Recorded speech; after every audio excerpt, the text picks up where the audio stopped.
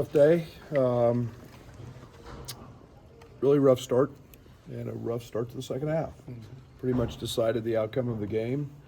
26 points off turnovers in a game to go to the Sweet 16 against a quality opponent. It's very hard to overcome. I always felt like our fight was great. I felt like we could get back in the game. I've had a tendency to let teams do that. My hat's off to Lamont Butler. I thought he was terrific.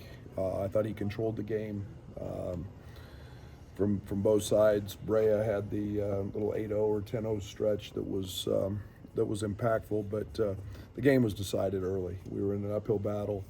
I thought Kylan and Tommy were exceptional, and I thought Trey was great. But again, it was 26 points off turnovers doesn't give you. You're fighting a pretty steep hill. Brad, is it what they did, or was it another one of those head scratchers in terms of not, the start? Well, maybe a little both. I felt really good about, and we ended the half on a tough play. We had a loose ball that we don't come up with and foul him. It's a 3-point game, one possession, and then to start second half was just I can't figure it out. I mean, you have 3 turnovers in a quick period of time, and then we didn't get a stop, and it just compounded. And I'll have to look at the film, but tough start. Brad, both KJ and Will said they felt like they let the team down, but obviously they made an impact on your program. What was that, and how do you hope you impacted them if this is it for them? Well, I think they're all better. They're terrific young guys. I'm just telling you, it's a special group. They'll always have a great place in my heart because of everything that this group went through. And these guys are 18 years old and never quit. Never. I don't think we reached our ceiling. I think with everything that happened with the injuries, the sickness, 38 years, I've never seen anything like what we went through. And they could have folded. They didn't. And I'll always remember this group and those guys for their love of the game. Those two guys impacted our program at a high level, and they'll all have decisions to make, and we're better for having them, and I think they're better for being here, and that's a big part of it. How much do you think you were on your way to that ceiling coming off the win on Friday night, or is this just a case where the entire season was kind of like a box of chocolates? You didn't know it was going to. A little bit of that. I thought we were playing exceptionally well. I think the maybe inexperience hurt us. I think we're the least experienced team left. I think that you look out and you see a team, Marcus, their point guard is, I think his 12th or 13th NCAA Tournament game. That's a lot. But we played pretty well against a veteran team the other night. I thought we would carry that over. But is there anything, the way you built this roster, did you learn anything about building it that way, or that you'll move forward, or tweak? We were talented. I still got to figure the shooting piece, because if you watched us in pregame warmups and you watched us in practice, we didn't miss, and we were an excellent shooting team. Maybe it was youth, maybe it was some inexperience, maybe it was Tommy being out for the 5 weeks. Combination of all that, but I like this group a lot, and we'll see what we have coming back, going through the process, and go add the right pieces. Do you anticipate guys coming back? Unless you're only one? Sure. I hope so. Well, when we asked Kylan that directly after the game, he said he definitely plans on coming back. And what is having that kind of piece available for you? We had an unbelievable tournament, and here's a guy that cares. He's a leader. He knows our culture. He knows what we stand for. So that's a great start. And, guys have obviously have decisions to make, and that's the world we're in. The portal opens tomorrow, and, it's speed dating at its finest, and, we'll go find the right pieces. I know you're still processing, but how do you sum up this season? Loved it. Challenging. Hard. I felt bad because I don't feel like we got to where I thought we could get. And it was when you've got a really young team they need practice, and they need the continuity to build the experience that you had. And I mean, missing Tommy, we had Tommy three practices in 5 weeks, and yet here we are. I think it speaks volumes to where our program is at. Not every year are you gonna win it. Not every year you're gonna win multiple games in the tournament, but you have to keep trying to do everything you can to get here. And you know, this is year 6, and we're not going anywhere. You've got more guys that have NBA decisions to make maybe than years past. So how does that maybe affect the time frame of, you know, putting the next roster together? Which I don't know. I don't know.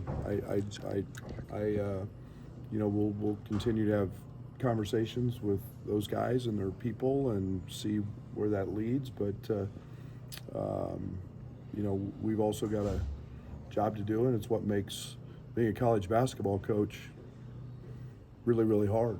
You know, you've got a timing of the portal, you've got a timing of the draft that don't jive, and so you'll you know, we'll have decisions to make, and as they will too. Brad, is there anything about the youth this year that impacted how you feel about maybe being young again going into the future?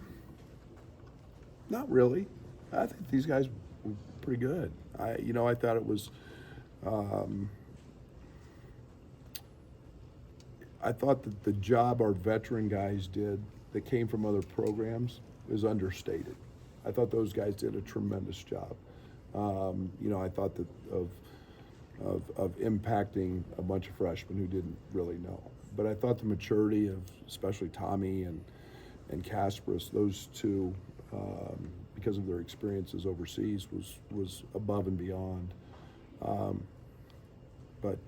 Yeah, we'll you know, we're going to keep recruiting Europe, that's for sure, and we're going to keep you know, adding freshmen that can develop, and we've got the best strength coach in the country, and that's, you know, you look at Will Riley gained 22 pounds, and I think our program impacted him a great deal. Brad, do you plan on going outside to hire another assistant coach? And if so, what would you be looking for? I haven't thought a whole lot about it. We were in a great spot, and as the season went on, and we moved Quay into a spot that he was instrumental on the floor with our guys, and great relationship guy. So we'll you know, we'll kind of deal with things here one step at a time, and the portal's kind of the next step. Brad, how do you want people to remember this team with everything it's gone through?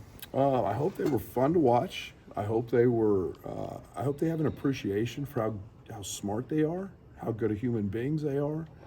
As I told them in there, they've got my number, and you know, at the end of the day, we lost a ball game, and we're in the NCAA tournament, and it's something they can be remembered by.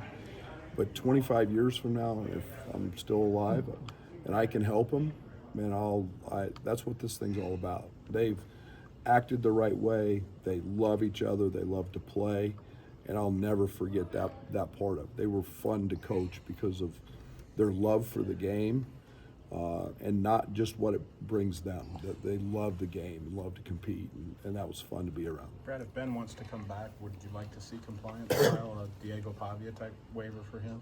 Sure, that's all. Those decisions are forthcoming, and you know, those are all things that we get to start dealing with now. What will the next few weeks be like for you, just as you try to wait for those decisions and put pieces together? You want me to be honest?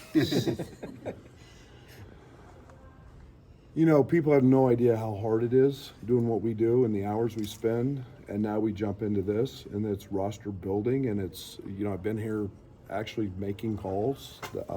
I don't know if there's a good time, a bad time, whatever time. Nobody really cares, so I'm not going to complain about it, but it's literally just next step.